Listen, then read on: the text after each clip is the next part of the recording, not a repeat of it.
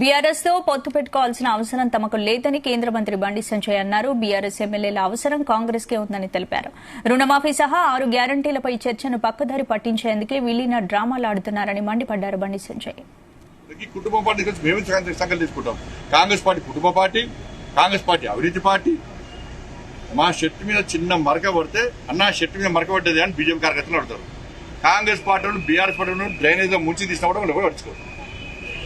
But ఇటువంటి పరిస్థితుల్లో BRS party Congress పార్టీలో విలీనం కావడానికి పక్కా ప్లాన్ రెడీ అయింది. ప్రజల ఒపీనియన్ తెలుసుకోవడానికి మమ్మల్ని బాగు వాడుకుంటారు. గతంలో లబ్ధి పొందిరు.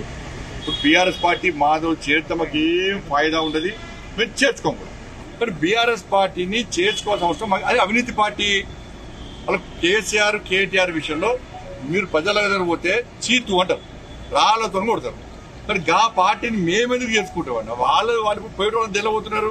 ప్లాన్ ప్రకారం కాంగ్రెస్ పార్టీ కొంతమంది ఎమ్మెల్యేలు మెల్లమెల్లంగా చేసుకుని గంపగుత్తగా హోల్సేల్ గా లాస్ట్ ఒకటిసారి చేసుకుంటాం. ఈ కుటుంబ పార్టీ మేము సంకల్పం తీసుకుంటాం. కాంగ్రెస్ పార్టీ కుటుంబ పార్టీ, కాంగ్రెస్ పార్టీ అవినీతి పార్టీ. మా షర్ట్ మీద చిన్న మరక పడితే అన్న షర్ట్ మీద మరక పడ్డది అని బీజేపీ కార్యకర్తలు అడుగుతారు. Congress party BRS party drainage లో ముంచి తీసినా కూడా వాళ్ళు పడుచుకోరు. బట్ ఇటువంటి పరిస్థితుల్లో బీఆర్ఎస్ పార్టీ కాంగ్రెస్ పార్టీలో విలీనం కావడానికి పక్కా ప్లాన్ రెడీ అయింది.